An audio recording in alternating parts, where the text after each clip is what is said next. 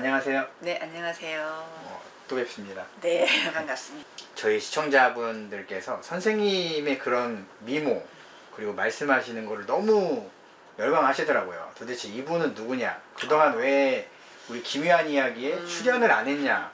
그래서 저희가 이제 선생님에 대해서 어떤 선생님인지를 좀 파악을 하기 위해서 네. 저희 시청자들의 궁금증을 제가 이렇게 또 들고 왔습니다. 처음에 이 일을 하기 전에 혹시 어떤 일을 하셨나요? 저는 장사를 했어요.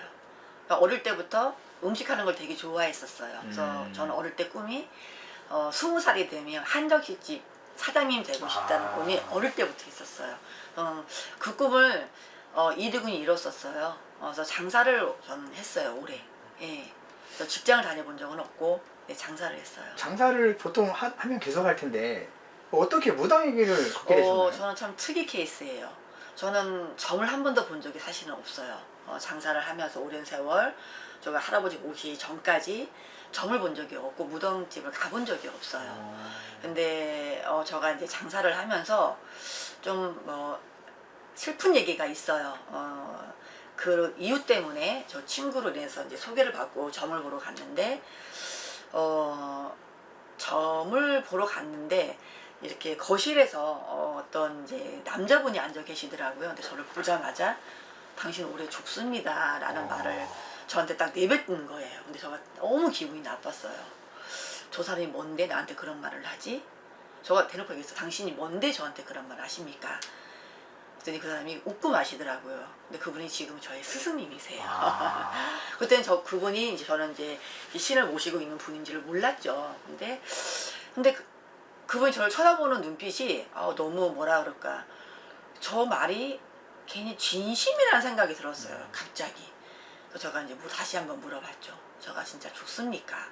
그랬더니 진짜 죽는다 그러시더라고요. 그래서 근데 그때 제가 이제 나이가 너무 젊다 보니 아깝잖아요, 죽기는. 그래서 어떻게 해야 제가 살 수 있는 방법이 있습니까? 라고 했더니 굿을 해야 된다고 하시더라고요. 저는 굿에 대한 의미도 몰랐고 굿이 뭔지도 몰랐던 거였기 때문에 알았다고 저하고 했어요. 그냥 알았다. 그럼 굿을 해주세요. 라고 하고 이제 돈이 얼마냐. 그 당시에 1,500이다. 지금으로 따지면 1억 5천 정도 될 거예요. 그게 26년 전 얘기니까. 흔쾌히 저는 이제 저 나이 29이었었거든 그때가요.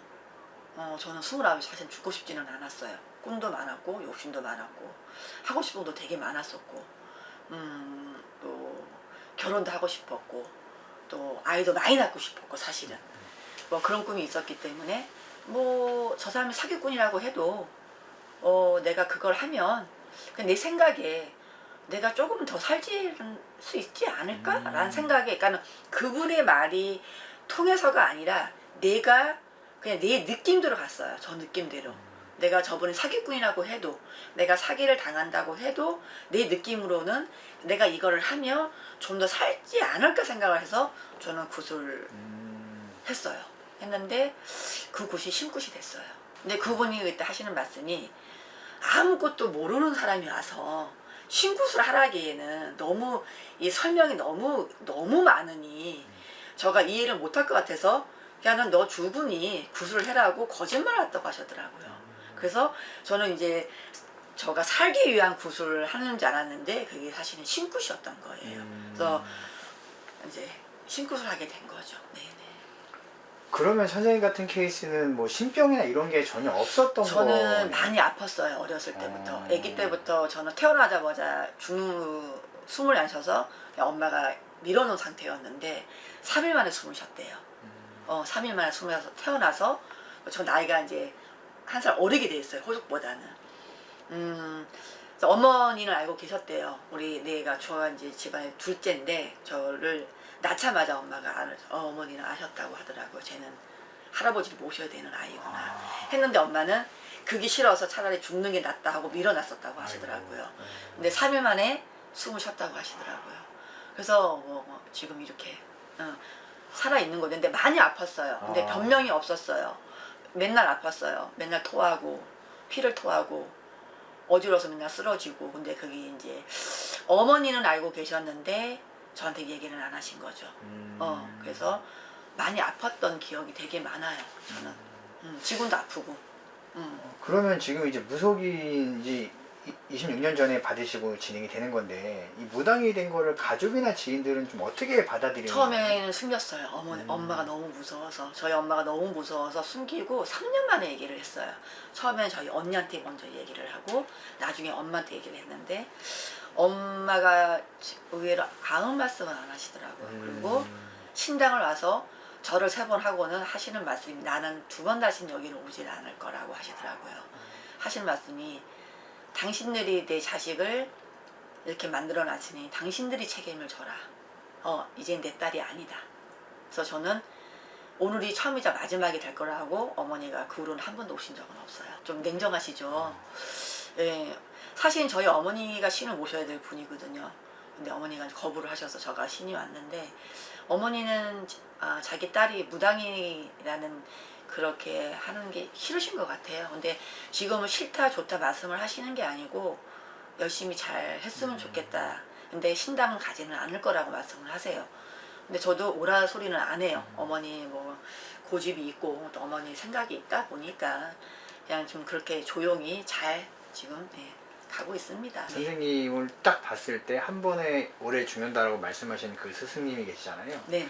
그 사제관계가 정확히 어떻게 이루어진 건가요? 그 스승님에 대해서 좀 되게 궁금해요. 저희 스승님은 저도 그날 처음 뵀던 거고 원래 그분한테 점을 보러 간 게 아니고 점을 봐주신 분 저희 이제 그때는 신엄마가 된 거죠. 이제 신엄마가 원래 한양 구슬을 했다가 이북 구슬 바꿀 생각에 그분을 이제 모시고 오신 거예요. 이제 신의 선생님으로.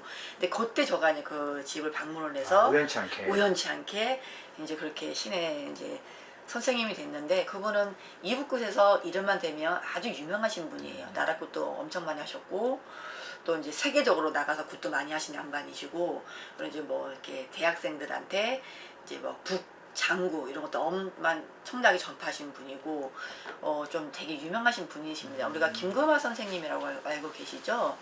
얼마 돌아가신 분 이북 항해덕굿에서 이제 그분과의 동급 정도 되시는 분이세요. 유튜브에 치시면 그분이 잠깐 나오는 게 있어요. 네, 나중에 제가 그분의 성함을 나중에 최동호 선생님이라고 아마 유튜브 쳐보시면 얼굴 보실 수 있을 거예요. 나중에 기회가 되면 꼭 베푸신대요. 네, 한번 가서 뵈보세요. 진짜 그분은 이렇게 생기셨어요. 장모님처럼. 선생님은 이제 무당이시잖아요. 네네. 무당이기 전에도 한 사람의 사람이고. 그렇죠.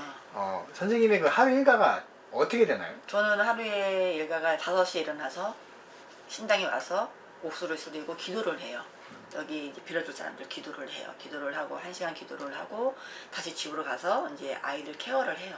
아이들 케어를 하고 이제 신랑을 보내놓고 집안 정리를 하고 이제 예약이 있는 시간에 와가지고 이제 손님을 이제 맞이를 하는 그 일상이에요. 똑같아요. 누구나 다. 해서 뭐 다른 거 없어요. 손님이 없는 날은 저희가 기도를 가고 뭐 또 구슬을 하고 또 손님이 있는 날은 이제 뭐 하루 종일 점을 보고 똑같죠. 하루 일상이. 뭐 우리가 직장인들도 아침에 출근했다가 점심 먹고 저녁에 퇴근하고 뭐 저희가 퇴근하기 전에 소주 한잔 먹고 똑같아요. 일상적인 거는. 예, 뭐 다른 큰 거는 없어요. 저희 할아버지 모신 제자분들도 똑같은 하루 일과가 좀 아침에 일찍 일어날 뿐이에요. 그러니까는 꽃게오 닭이 물었을 때 와서 기도를 해야 되는 게 사실은 맞으니까. 왜 그러냐면은 이제 단골분들은 아침에 움직이시는 분들이잖아요. 그러니까 그 전에 와서 기도를 드리고 또 그 하루에 무슨 일이 있을 수도 있기 때문에 그 이제 일과를 저희가 이제 받는 거예요. 그래서 오늘 안 좋으면 차 운전하지 말아라라고 통보를 또 해줘야 되는 그런 또 의미가 있기 때문에 아침에 좀 일찍 서두르는 편이죠. 저희는. 네네네. 선생님이 26년 차 만신이시잖아요. 네네. 그러면은 뭐 보통 신도분들이 주로 어떤 고민을 많이 가져오시나요? 제일 많은 거는 금전인 것 같아요. 네. 뭐니 해도 네, 머니다. 돈이에요. 네, 금전. 있는 사람도 금전이고 없는 사람도 금전이더라고요. 보니까. 그래서 뭐 돈이 있어야 집도 사는 거고 또 돈이 있어야 또 밥도 먹는 건데 이 금전이라는 거는 따지면 숫자에 불과한데 근데 숫자에 불과하지만 또 사람이 살아가기에는 또 제일 또 있어야 필요한 물건이잖아요. 따지고 보면서 저 여태까지 이렇게 26년 동안 많은 손님을 상대를 해봤는데 다 따지고 보면 금전이에요. 금전으로 힘든 사람들, 금전도 많은데도 더 벌고 싶은 사람들, 또 금전이 너무 많아서 어떻게 투자를 하면 좋을까, 아니면 또 이 금전을 어디 좋은 데 쓰면 좋을까, 자기 명예를 얻을까 라는 분들이 다 금전인 것 같아요. 모든 사람들이. 네네. 혹시 무속 생활을 하면서 뭐 즐거운 일도 굉장히 많겠지만 좀 힘든 일도 있었을 것 같아요. 혹시 무속 활동을 하면서 좀 힘들었던 순간은 제일 좀 힘들었던 거는 이런 데는 진짜 힘드신 분들이 많이 오시잖아요. 의식주가 힘들어서 오시는 분들이 제일 많으신데, 제가 제 생각나시는 분이 원래는 대학교 교수님이셨는데 선택을 잘못을 해가지고 온 가족이 자살을 했어요. 이 교수님만 살아남고.